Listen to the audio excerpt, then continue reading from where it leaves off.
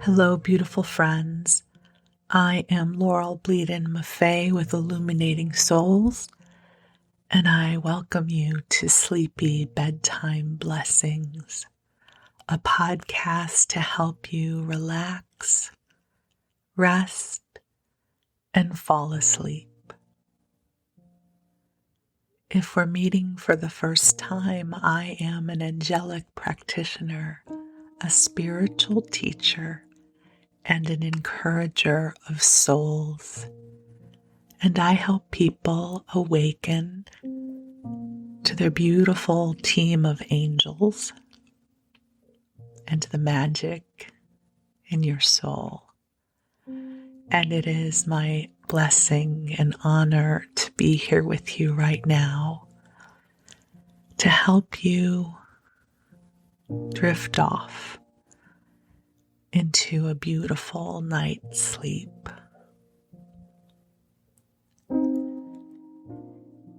If for some reason the angels aren't your thing, it's okay. I will have a timestamp in the show notes where you can go directly to the bedtime story.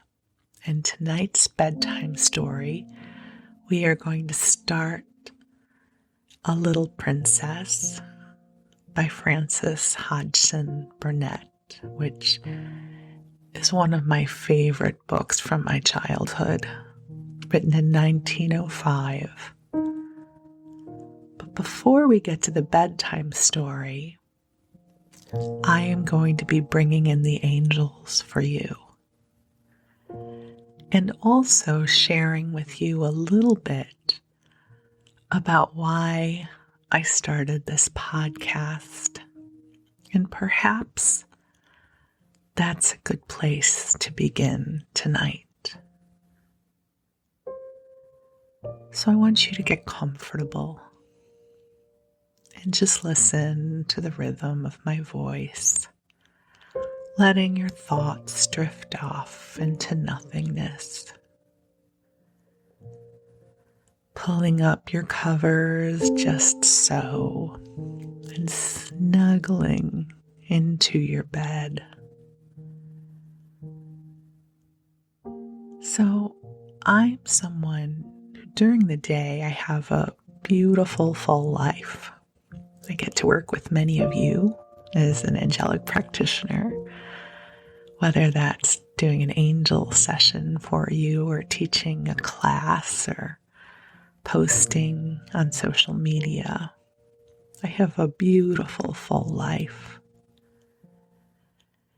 And my self-care is an important part of that because I have to take good care of myself so I can show up in the world. And back in 2015, I found my way to a sleep podcast called Sleep With Me. And I found that it really helped me transition from wake to sleep. And I was mesmerized by the concept of the podcast, that someone would generate content that was never really meant to be listened to all the way. And then last year, I discovered a whole other set of sleep podcasts. One of my favorites is called Sleepy by Otis Gray, where he reads stories that are in the public domain as a bedtime story. And I fell in love with sleep podcasts all over again. And a few months ago, the angels brought me the inspiration of Sleepy Bedtime Blessings, sort of a hybrid approach, if you will, where together with the angels, we will infuse this broadcast with love and restful vibes for you. And I'll read you a bedtime story because there is something about listening to a soft, soothing, loving voice that can sometimes help our consciousness to drift off into a beautiful, restful phase of sleep. And if you're new to the world of angels, they are divine messengers who embody unconditional love.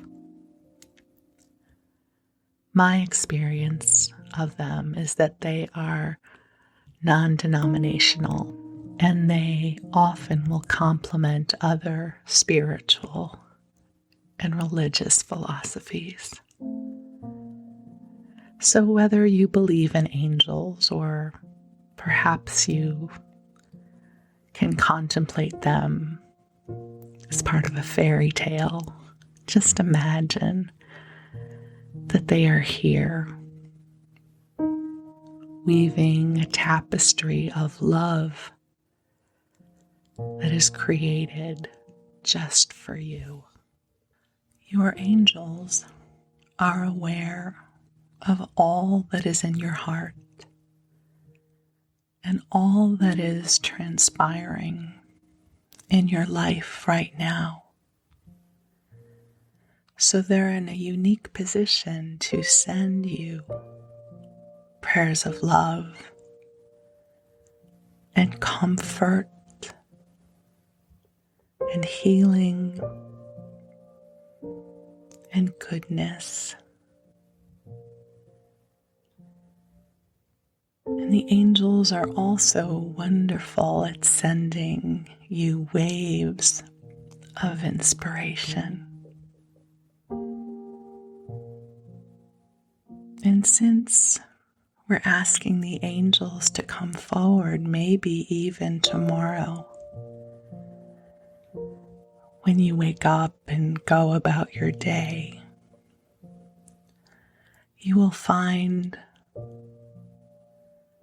some sparkly molecules of inspiration hovering around the periphery of your consciousness.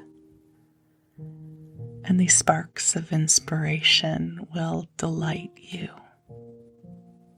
and will help you remember even more of who you are and the beauty in your soul. And before I began this broadcast, I asked the angels to help infuse it with love for you. So beautiful angels on high, I ask that you join us here. And I ask that you fill this space with love, that this be a space of healing, of compassion, of goodness, and of well-being. And I pulled an oracle card from Sonia Choquette's Trust Your Vibes deck. And the card I pulled is about gratitude. And I know on the journey of self-growth and on the spiritual journey, we often contemplate the power of gratitude. But often we talk about it from the perspective of the gratitude that we have in our hearts. Yes? So what are you grateful for? And you don't need me for that invitation. I'm sure there are many elements of your life for which you are grateful. So I want to share with you a little bit of a different way to contemplate gratitude. The angels invite you to feel the gratitude the angels and this universe has for you. The angels are so deeply grateful for you. You have a unique way of bringing love into this world. You are a beautiful, bright soul.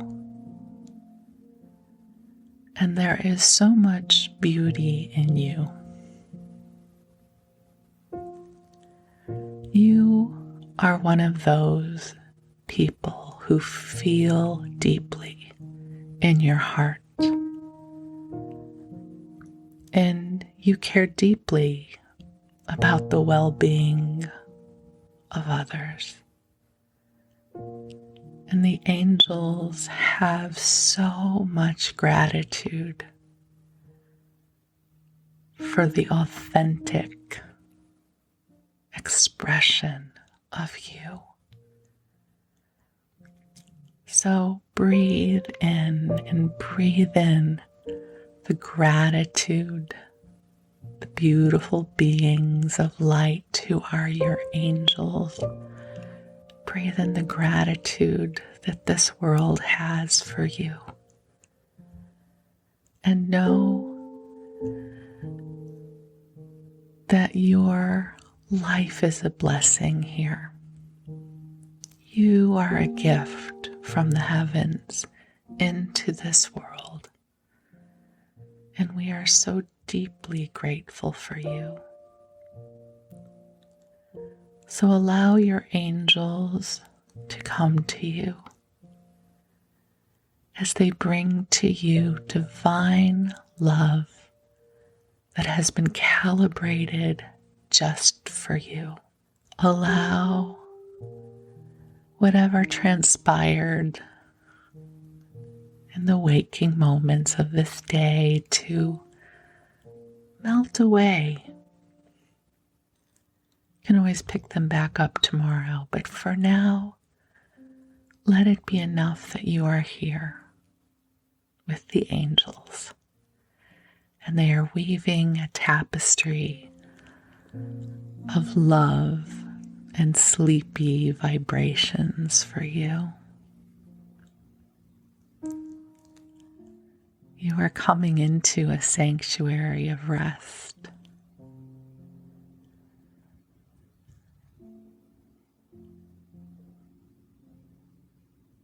And we are so grateful that you are here.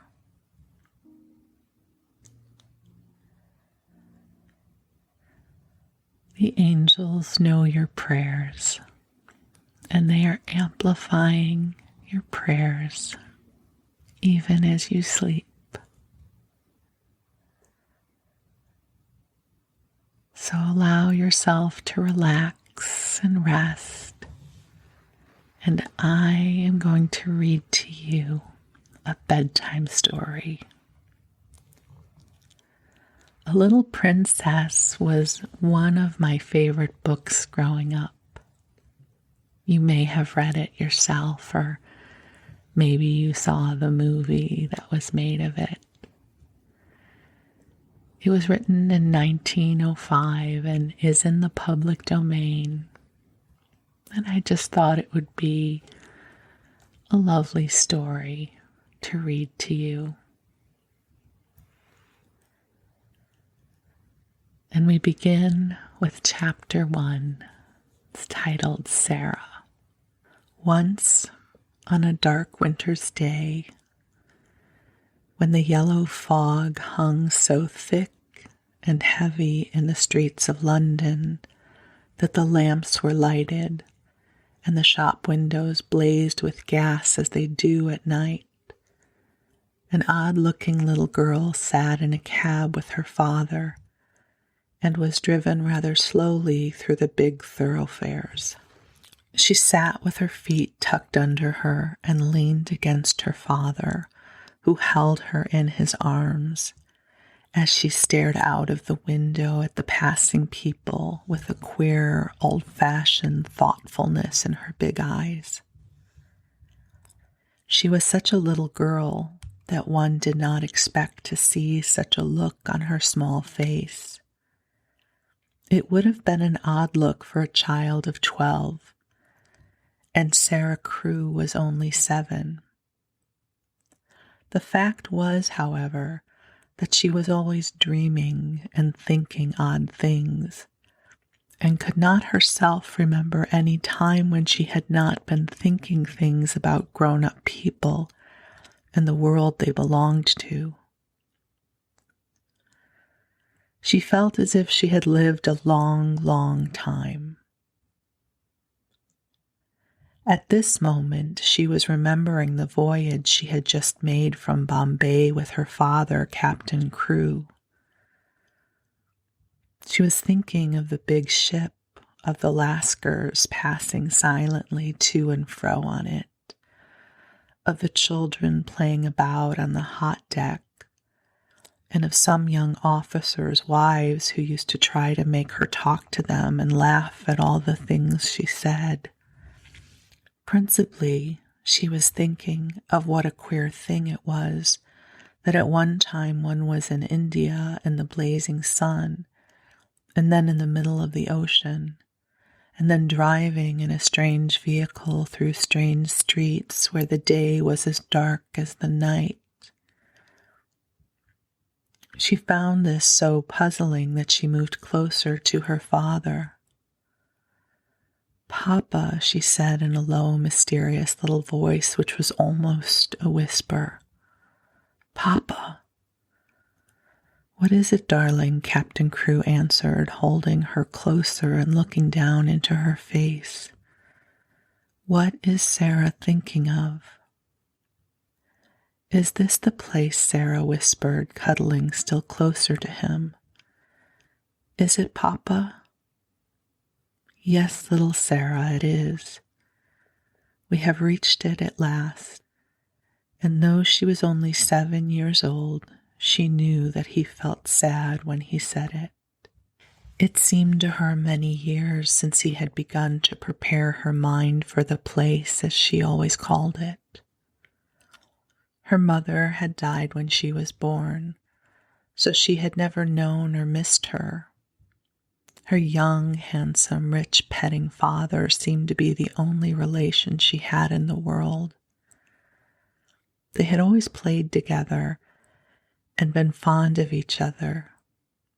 She only knew he was rich because she had heard people say so when they thought she was not listening. And she had also heard them say that when she grew up she would be rich too. She did not know all that being rich meant.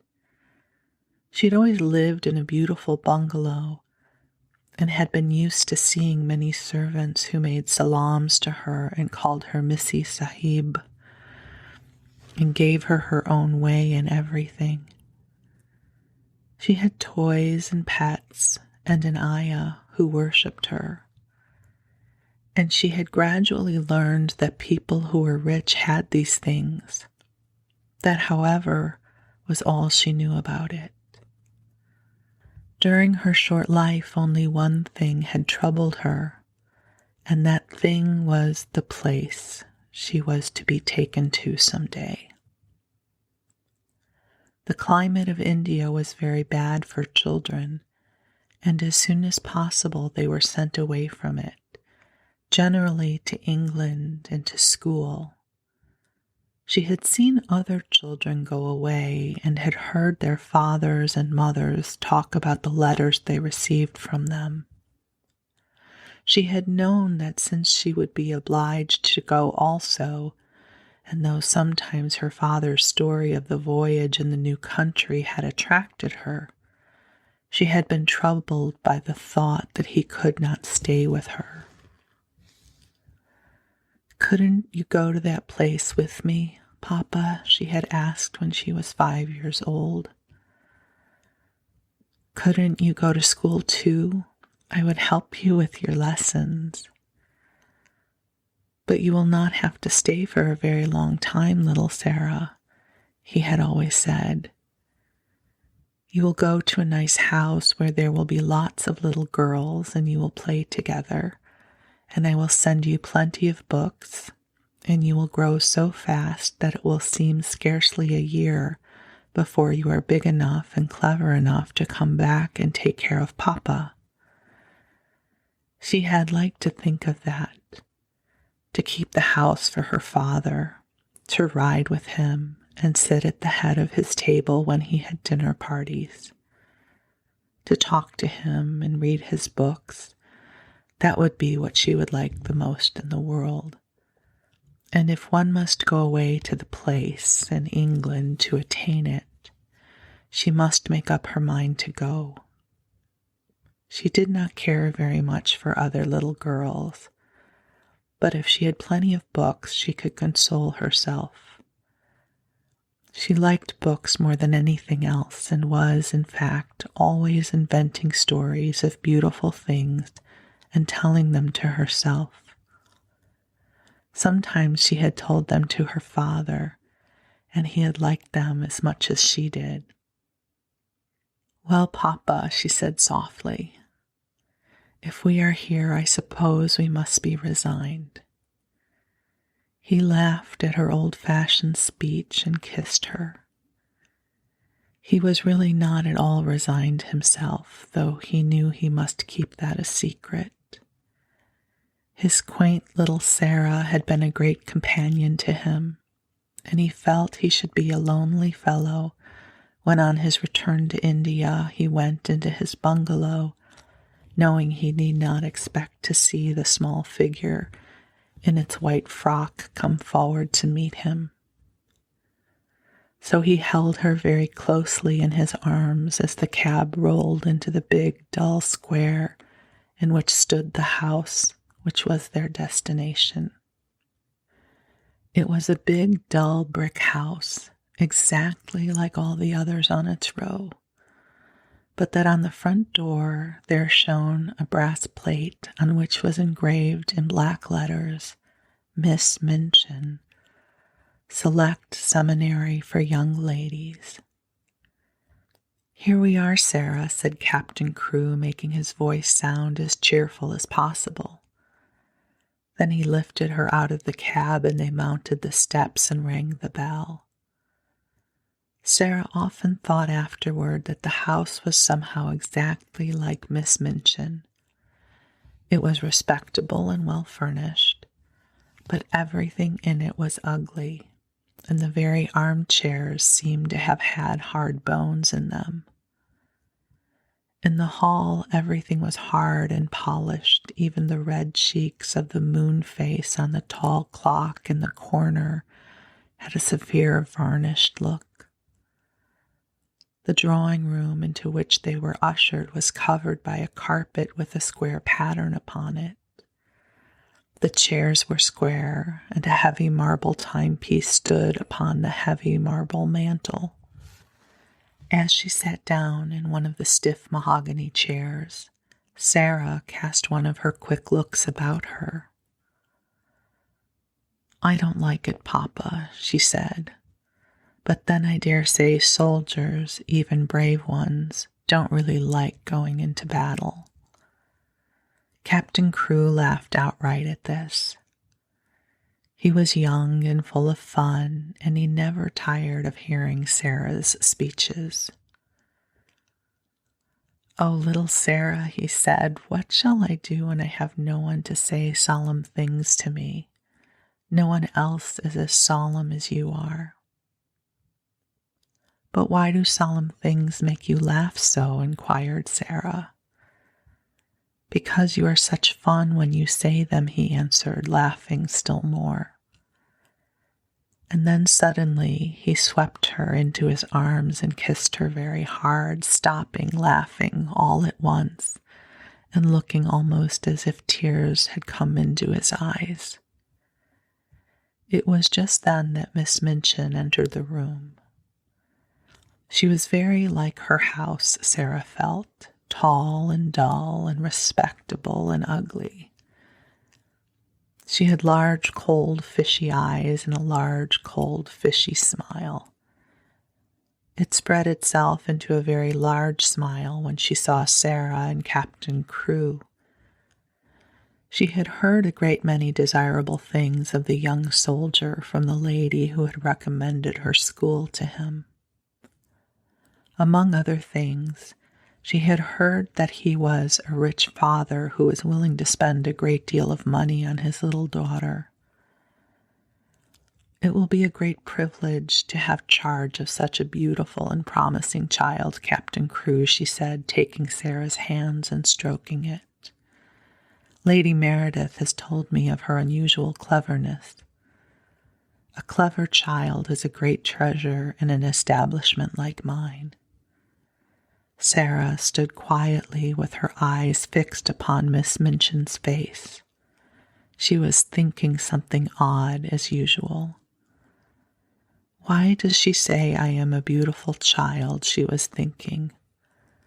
I am not beautiful at all. Colonel Grange's little girl Isabel is beautiful. She has dimples and rose-colored cheeks and long hair the color of gold. I have short black hair and green eyes. Besides, I am a thin child and not fair in the least. I am one of the ugliest children I ever saw. She is beginning by telling a story. She was mistaken, however, in thinking she was an ugly child. She was not in the least like Isabel Grange, who had been the beauty of the regiment, but she had an odd charm of her own.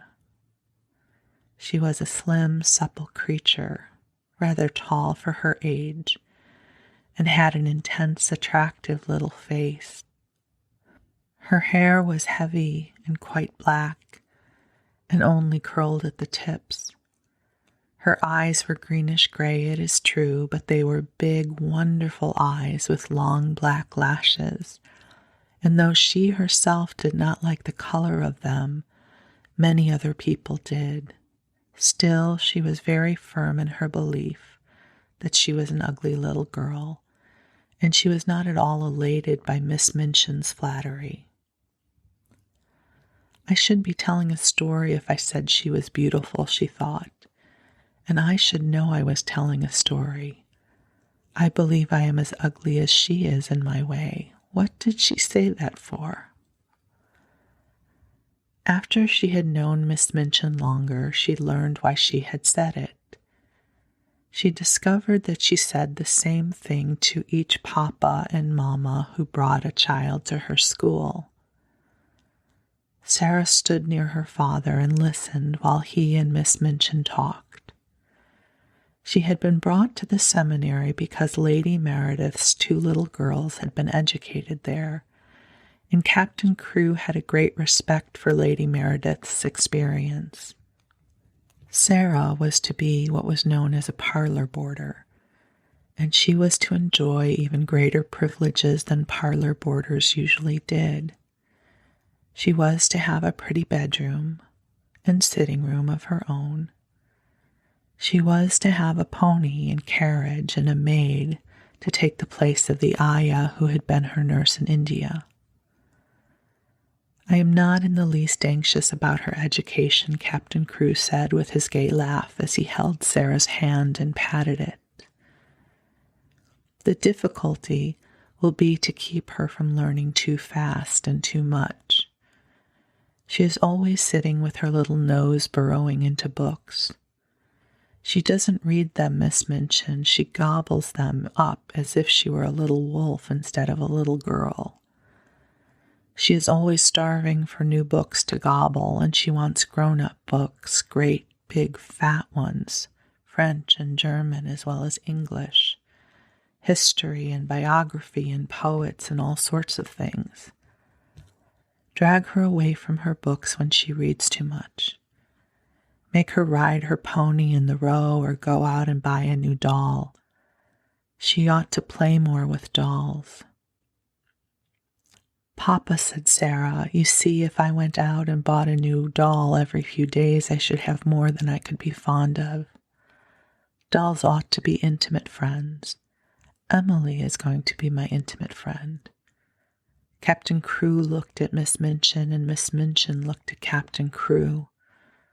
"Who is Emily?" she inquired. "Tell her, Sarah," Captain Crewe said, smiling. Sarah's gray-green eyes looked very solemn and quite soft as she answered. "She is a doll I haven't gotten yet," she said. "She is a doll Papa is going to buy for me. We are going out together to find her. I have called her Emily. She is going to be my friend when Papa is gone. I want her to talk to about him." Miss Minchin's large, fishy smile became very flattering indeed. "What an original child," she said. "What a darling little creature." "Yes," said Captain Crewe, drawing Sarah close. "She is a darling little creature. Take care of her for me, Miss Minchin." Sarah stayed with her father at his hotel for several days. In fact, she remained with him until he sailed away again to India. They went out and visited many big shops together and bought a great many things. They bought, indeed, a great many more things than Sarah needed, but Captain Crewe was a rash, innocent young man and wanted his little girl to have everything she admired and everything he admired for himself. So between them they collected a wardrobe much too grand for a child of 7. There were velvet dresses trimmed with costly furs, and lace dresses and embroidered ones, and hats with great soft ostrich feathers, and ermine coats and muffs, and boxes of tiny gloves and handkerchiefs, and silk stockings in such abundant supplies that the polite young woman behind the counter whispered that the odd little girl with the big solemn eyes must be at least some foreign princess, perhaps the little daughter of an Indian Rajah. And at last they found Emily. But they went to a number of toy shops and looked at a great many dolls before they discovered her. "I want her to look as if she wasn't a doll really," Sarah said. "I want her to look as if she listens when I talk to her. The trouble with dolls, Papa," and she put her head on one side and reflected as she said it, "the trouble with dolls is that they never seem to hear. So they looked at big ones and little ones, and dolls with black eyes and dolls with blue eyes and dolls with brown curls and dolls with golden braids, dolls dressed and dolls undressed. You see," Sarah said when they were examining one who had no clothes, "if when I find her she has no frocks, we can take her to a dressmaker and have her things made to fit. They will fit better if they are tried on." After a number of disappointments, they decided to walk and look at the shop windows and let the cab follow them. They had passed 2 or 3 places without even going in, when as they were approaching a shop, which was really not a very large one, Sarah suddenly started and clutched her father's arm. "Oh, Papa," she cried, "there is Emily." A flush had risen to her face, and there was an expression in her green-gray eyes, as if she had just recognized someone she was intimate with and fond of. "She is actually waiting there for us," she said.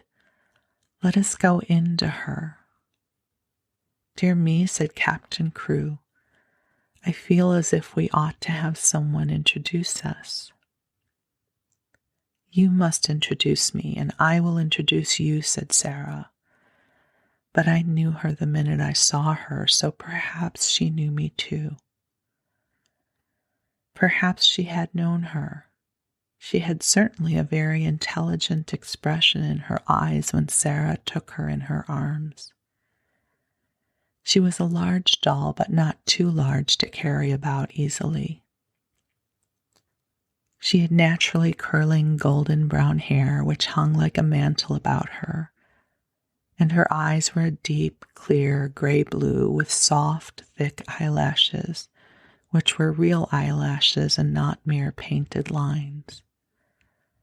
"Of course," said Sarah, looking into her face as she held her on her knee. "Of course, Papa, this is Emily." So Emily was bought and taken to a children's outfitter's shop and measured for a wardrobe as grand as Sarah's own. She had lace frocks, too, and velvet and muslin ones, and hats and clothes and beautiful lace-trimmed underclothes, and gloves and handkerchiefs and fur. "I should like her always to look as if she was a child with a good mother," said Sarah. "I am her mother, though I am going to make a companion of her." Captain Crewe would really have enjoyed the shopping tremendously, but that a sad thought kept tugging at his heart. This all meant that he was going to be separated from his beloved, quaint little comrade. He got out of his bed in the middle of the night and went and stood looking down at Sarah, who lay asleep with Emily in her arms. Her black hair was spread out on the pillow, and Emily's golden brown hair mingled with it. Both of them had lace-ruffled nightgowns, and both had long eyelashes, which lay and curled up on their cheeks.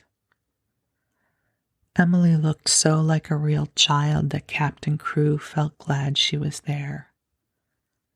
He drew a big sigh and pulled his mustache with a boyish expression. "Hi-ho, little Sarah," he said to himself. "I don't believe you know how much your daddy will miss you." The next day he took her to Miss Minchin's and left her there. He was to sail away the next morning. He explained to Miss Minchin that his solicitors, Messrs. Barrow and Skipworth, had charge of his affairs in England, and would give her any advice she wanted, and that they would also pay the bills she sent in for Sarah's expenses. He would write to Sarah twice a week, and she was to be given every pleasure she asked for. "She is a sensible little thing, and she never wants anything if it isn't safe to give her," he said. Then he went with Sarah into her little sitting room, and they bade each other goodbye.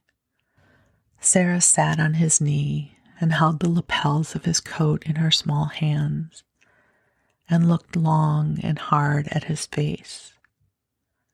"Are you learning me by heart, little Sarah?" he said, stroking her hair. "No," she said. "I know you by heart. You are inside my heart." And they put their arms around each other and kissed as if they would never let go of each other. When the cab drove away from the door, Sarah was sitting on the floor of her sitting room, with her hands under her chin and her eyes following it until it had turned the corner of the square. Emily was sitting by her, and she looked after it too. When Miss Minchin sent her sister, Miss Amelia, to see what the child was doing, she found that she could not open the door. "I have locked it," said a queer, polite little voice from inside. "I want to be quite by myself, if you please." Miss Amelia was fat and dumpy and stood very much in awe of her sister. She was really the better-natured person of the two, but she never disobeyed Miss Minchin. She went downstairs again, looking almost alarmed. "I never saw such a funny, old-fashioned child, sister," she said. "She has locked herself in, and she is not making the least particle of noise." "It is much better than if she kicked and screamed as some of them do," Miss Minchin answered. I expected that a child as much spoiled as she is would set the whole house in an uproar. If ever a child was given her own way in everything, she is. I have been opening her trunks and putting her things away, said Miss Amelia. I never saw anything like them. Her coats, the lace on her underclothing. You have seen some of her clothes. What do you think of them? I think they are perfectly ridiculous, replied Miss Minchin sharply. But they will look very well at the head of the line when we take the school children to church on Sunday. She has been provided for as if she were a little princess. And upstairs in the locked room, Sarah and Emily sat on the floor and stared at the corner round which the cab had disappeared, while Captain Crewe looked backward, waving and kissing his hand, as if he could not bear to stop. Chapter 2, A French Lesson. When Sarah entered the schoolroom the next morning, everybody looked at her with wide, interesting eyes. By that time, every pupil, from Lavinia Herbert, who was nearly 13 and felt quite grown up, to Lottie Lay, who was only just 4 and the baby of the school, had heard a great deal about her. They knew very certainly that she was Miss Minchin's show pupil and was considered a credit to the establishment. 1 or 2 of them had even caught a glimpse of her French maid, Mariette, who had arrived the evening before. Lavinia had managed to pass Sarah's room when the door was opened, and had seen Mariette open a box which had arrived late from some shop. It was full of petticoats with lace frills on them. Frills and frills, she whispered to her best friend Jessie as she bent over her geography. I saw her shaking them out. I heard Miss Minchin say to Miss Amelia that her clothes were so grand that they were ridiculous for a child. My mamma says children should be dressed simply. She's got one of those petticoats on now. I saw it when she sat down. She has silk stockings on, whispered Jessie, bending over her geography also. And what little feet! I never saw such little feet. Oh, sniffed Lavinia spitefully. That is the way her slippers are made. My mamma says even big feet can be made to look small if you have a clever shoemaker. I don't think she's pretty at all. Her eyes are such a queer color. She isn't pretty as other pretty people are, said Jessie, stealing a glance across the room. But she makes you want to look at her again. She has tremendously long eyelashes, but her eyes are almost green. Sarah was sitting quietly in her seat, waiting to be told what to do. She had been placed near Miss Minchin's desk. She was not abashed by all the many pairs of eyes watching her. She was interested and looked back quietly at the children who looked at her. She wondered what they were thinking of, and if they liked Miss Minchin, and if they cared for their lessons, and if any of them had a papa at all like her own. She had a long talk with Emily about her papa that morning. He's on the sea now, Emily, she had said. We must be very great friends to each other and tell each other things. Emily, look at me. You have the nicest eyes I ever saw, but I wish you could speak. She was a child full of imaginings and whimsical thoughts, and one of her fancies was that there would be a great deal of comfort in even pretending that Emily was alive and really heard and understood. After Mariette had dressed her in her dark blue schoolroom frock and tied her hair with a dark blue ribbon, she went to Emily, who sat in a chair of her own, and gave her a book. You can read that while I'm downstairs, she said, and seeing Mariette looking at her curiously, she spoke to her with a serious little face.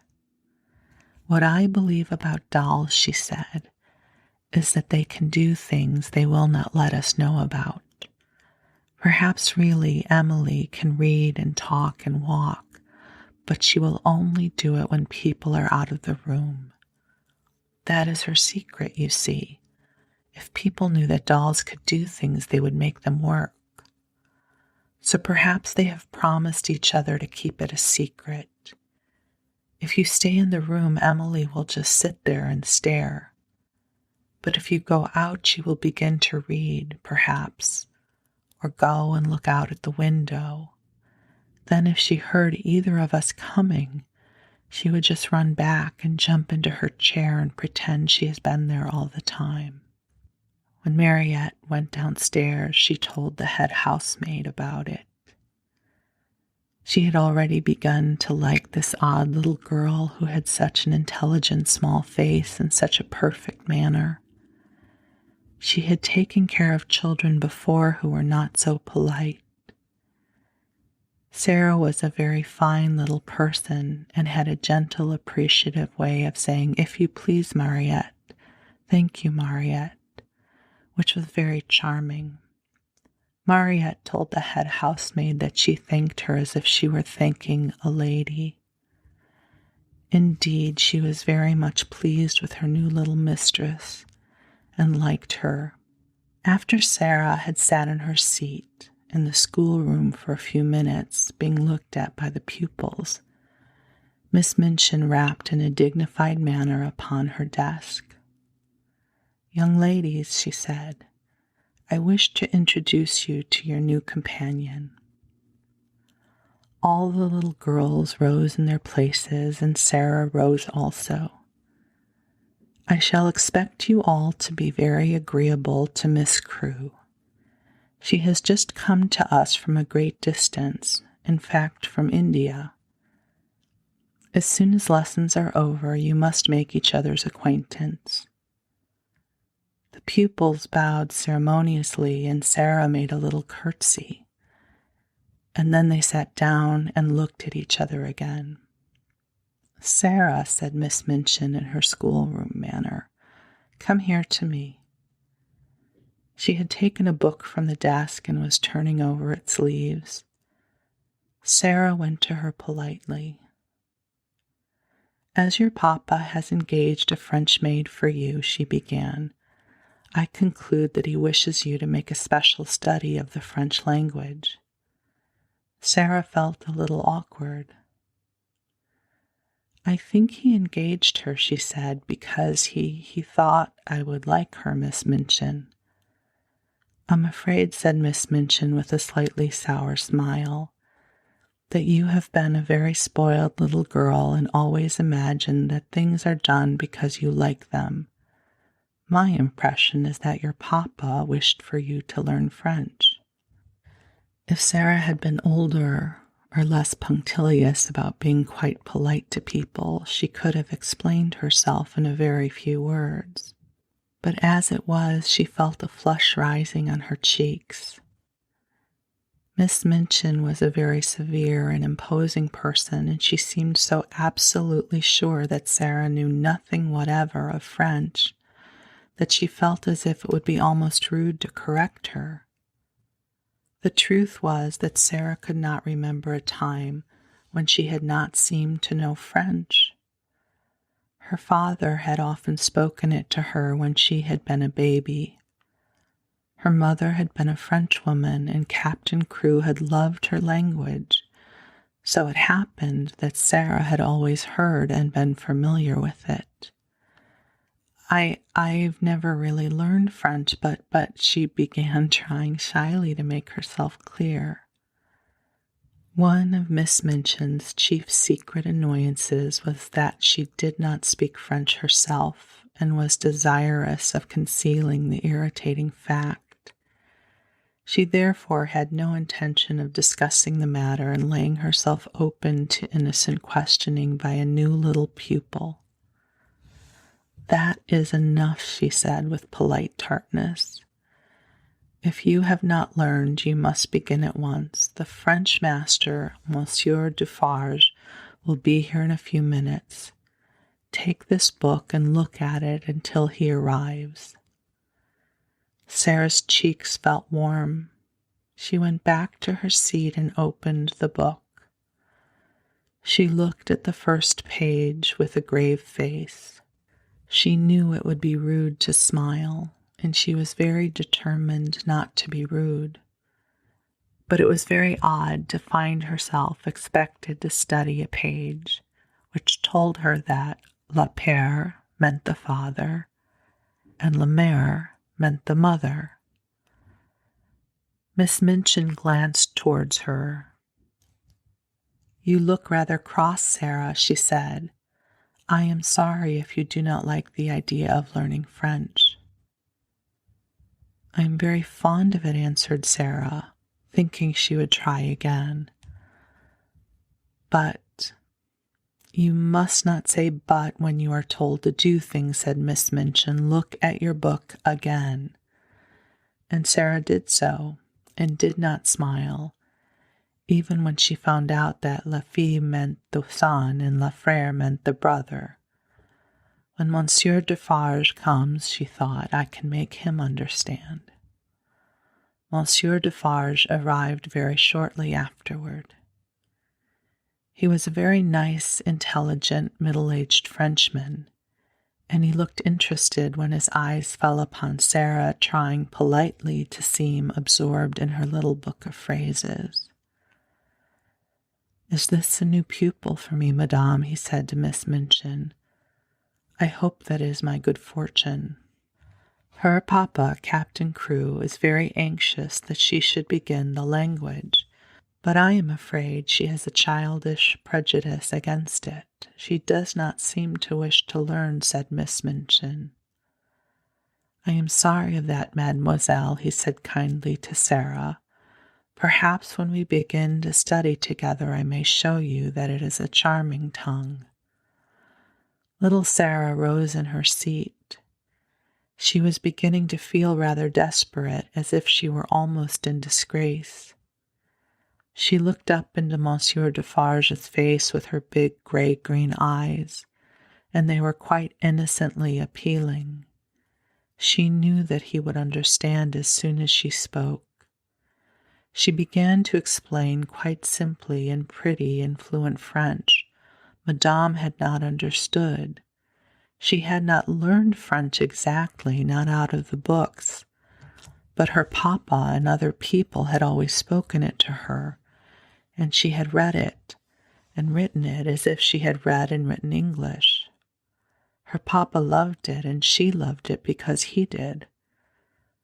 Her dear mamma, who had died when she was born, had been French.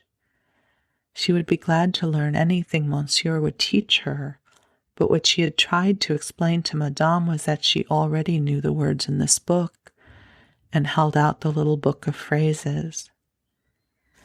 When she began to speak, Miss Minchin started quite violently, and sat staring over her eyeglasses almost indignantly until she had finished. Monsieur Defarge began to smile, and his smile was one of great pleasure.